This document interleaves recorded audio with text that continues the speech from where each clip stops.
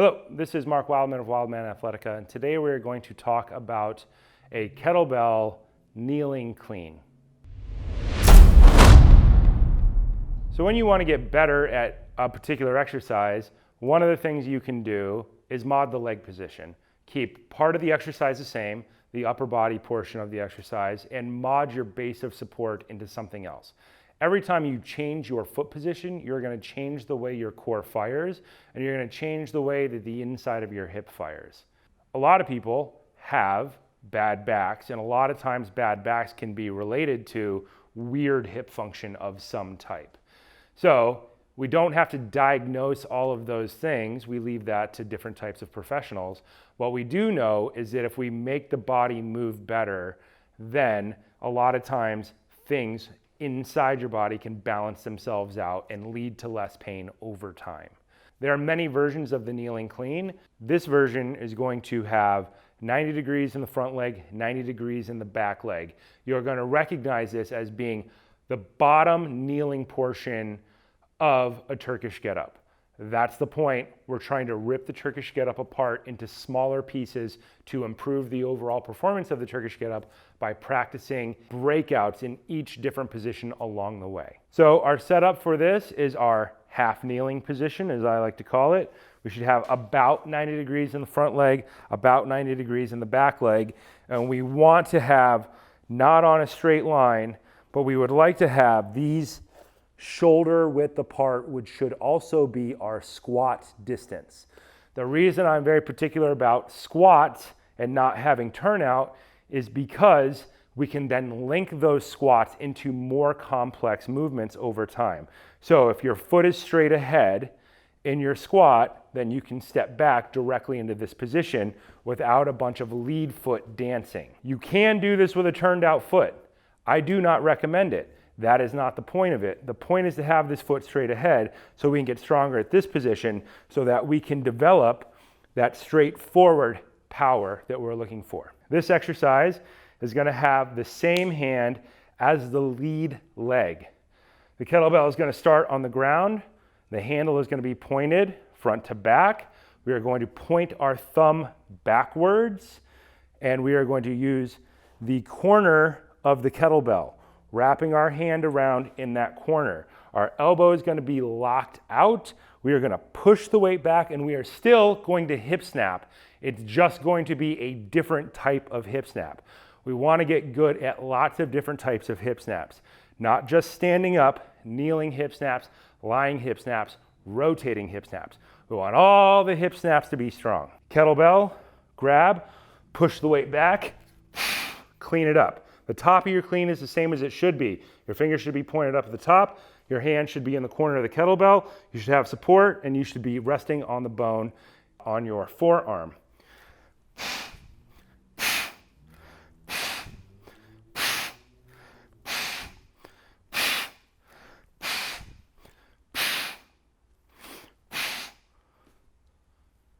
So oftentimes we get questions about why we turn our thumb pointed back at the bottom. It is specifically for adaptations to exercises like this. If we mess something up here, our elbow can bend, thus saving it from being ripped in half. If we do this with our thumb pointed up, we better be doing everything very, very correct, or that weight, if something goes wrong, is going to snap your elbow in half. In the interest of not spending $50,000 on surgery and 2 years of physical therapy, we are going to opt to point our thumb back, emphasize the spiral rotation, and catch with our thumb at collarbone height. Now we're going to demonstrate this with a 24K, and you're going to see, as usual, as the weight gets heavier, the movement's going to get a little bit bigger. Handle vertical, thumb points back, hike it back, snap the hip to stand up, squeeze that glute at the top of the movement.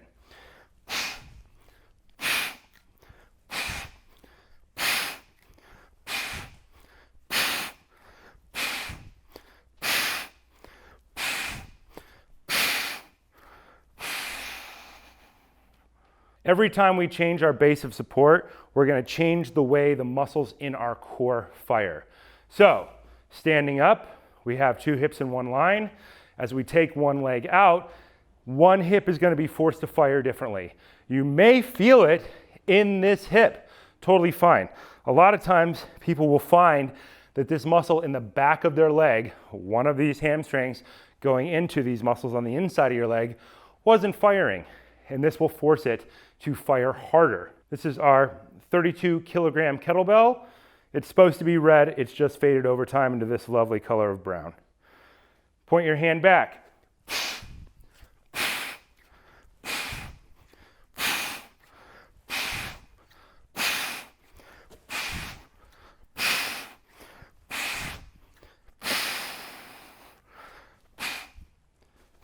Once again, we are pointing our elbow back for the reason that if something goes wrong, if you flex weird, if the weight drags you slightly from side to side, that you're not going to accidentally get your leg in front of your elbow and snap your elbow in half. 70 pounds coming down, if done wrong, will snap your elbow kind of off your body. It'll be really gross.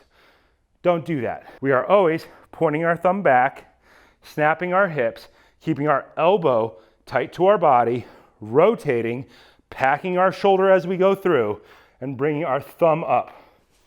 Our forearm is vertical. We are crushing the kettlebell at the top. That weight is trying to rock us back. So our abs are firing in order to keep us from being rocked back. They're also firing at the bottom. So think of this as having, 2 major different types of core contraction. Think of this as a crazy side plank, holding the weight on one side. The opposite side is contracting to keep your body from rocking to the side. We have the force coming front to back. So where hip is engaging at the bottom, which is one type of core firing, the pelvic floor, as the weight comes up to the top, we're probably getting what we call a Valsalva maneuver, where our core fires in all directions at once in order to create a pressurized box to keep us from being snapped in half. So this exercise is a breakout. If you have pretty good clean technique already, then this is a good thing to work on. Start working on it with a lighter weight. Do not use your standing clean weight if you can help it. And if you have only one kettlebell, it's probably a light kettlebell, you'll probably live through it anyway, as long as you point your thumb back. That thumb up thing, that's a sport adaptation that people do for specific reasons. I like the thumb back version because I've already ripped joints in my body in half. It's not super fun in any way. So err on the side of caution and use this safer technique.